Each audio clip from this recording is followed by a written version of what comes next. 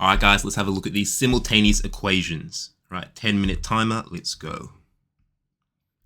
Okay, so let's have a look at the first one. So a computer application was used to draw the graphs of equations y minus x minus y, blah, blah, blah, and x plus y equals 4. Part of the screen is shown. What is the solution to these equations when they're solved simultaneously? Right. Solution is the point of intersection. So we're going to do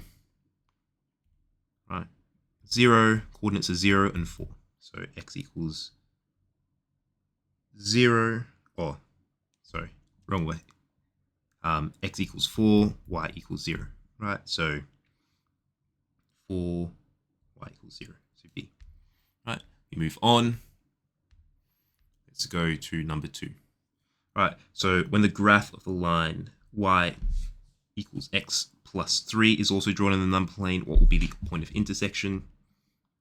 Right, we can either draw a table of values or do it this way, where we just plot the coordinate here, the y-intercept, which is 3, and then all we have to do, because it's a gradient of 1, it goes up 1 and across 1. So here as well, up 1, across 1. Right, to 2. Right, we can just draw a line through these. Right, so when this graph is drawn, what is the point of intersection? It's going to be x equals 1, y equals to 4. Right, so here. Right, moving on. So a computer application was used to draw the graphs of the equation x plus y equals 4, x minus y equals 4. Part of the screen is shown. Right, blah, blah, blah, blah. Right, we can just skip straight to the end pretty much. Which line identifies the solution when the simultaneous equations are solved? So solution is x equals 4, y equals 0. Yep. Okay, and then we have, different equations here, right? So we have to say which line is corresponding to each, right? So first things first, when I come across a question like this, I'm just going to solve it in this format. So y equals minus x plus 4, and then minus y equals to 4.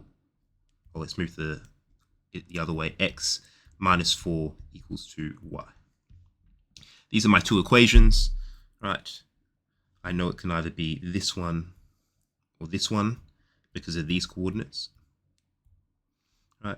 And so for this one, this gradient is negative, so it's going downwards, right? So which line goes downwards? It's line 1, right? So line 1 goes down and line 2 is positive, right? Because it has a positive gradient. Therefore, it's going to be A, right? Moving on. Okay.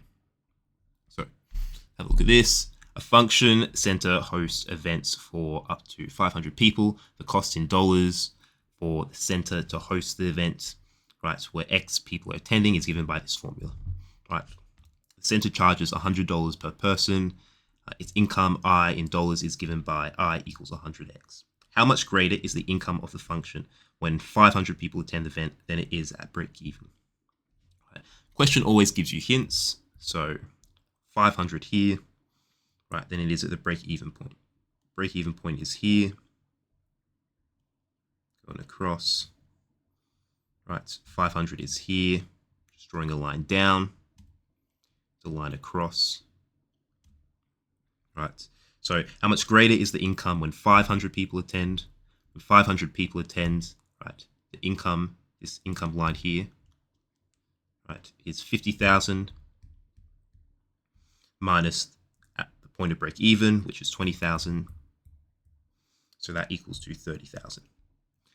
Moving on, have a look at this. George drew a correct diagram that gave the solution of the simultaneous equations y equals to x minus 5 and y equals x plus 6. Which diagram did he draw? Okay, so immediately I'm going to look at the gradients. All right, both gradients are positive. right? So that means they're both going upwards like that, right? So it can't be this one, can't be this one, right? Look at the y-intercepts, right? So this has a negative y-intercept, so it's going to intersect below, right? Below this line here, right? So it's going to be D. Moving on. Let's go here. Right, let me just close my PC because everything's slowing down. Close this. All right. Hopefully this is a bit quicker.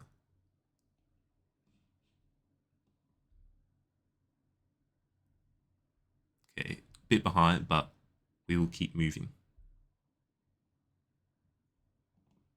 Okay, so graph displays the cost C charged by two companies for the hire of a minibus X. Right, both companies charge $360 for the hire of a minibus for 3 hours. Right, what is the hourly charge rate charged by company A? Right, let me just. I think this is a bit. No, it's good now. Perfect. Right, in sync. Okay, so what is the hourly rate charged by company A? Right, hourly rate, or we could just find the gradient. Right, and so right, the company A, which is here, this dotted line, how much it goes up by each time is going to be the hourly rate. So that's 360 over 3, right, and that equals to 120. Right, so 120. Company B charges an initial booking fee of $75. Write a formula in the form C equals MX plus B for the cost of hiring a minibus for company B for X hours. Right, so initial is 75, so y-intercept is 75, right, positive 75. C equals to the gradient of company A, that's rise over run, so 360 minus 75 is equal to 360 minus 75, 285, right, 285x plus 75, right. A minibus is hired for 5 hours from company B. Calculate how much cheaper this is than hiring from company A, right? So for company B, right, the cost is 285 times X, or the amount of hours, which is 5, plus 75. And that equals 2. It's a bit slow sometimes. Sorry, guys. I know it's a bit behind, but I will fix it for the next video. 285 times 5 plus 75 equals 1500.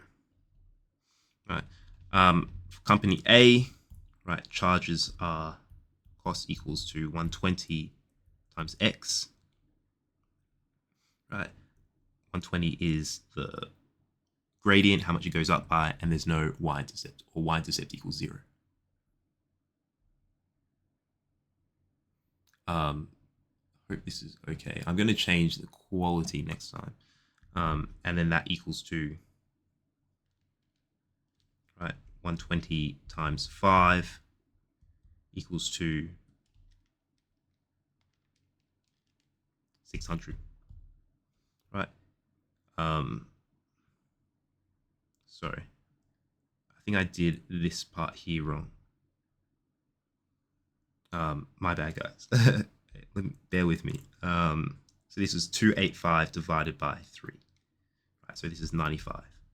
Right, so this is 95. This is 550.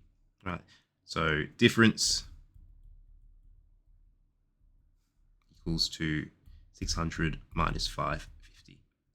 That equals to $50. Right, I'll leave it there just because it's a bit laggy. Right. And then we'll come back in the next one and we'll go on to question 7. Right. So see you there.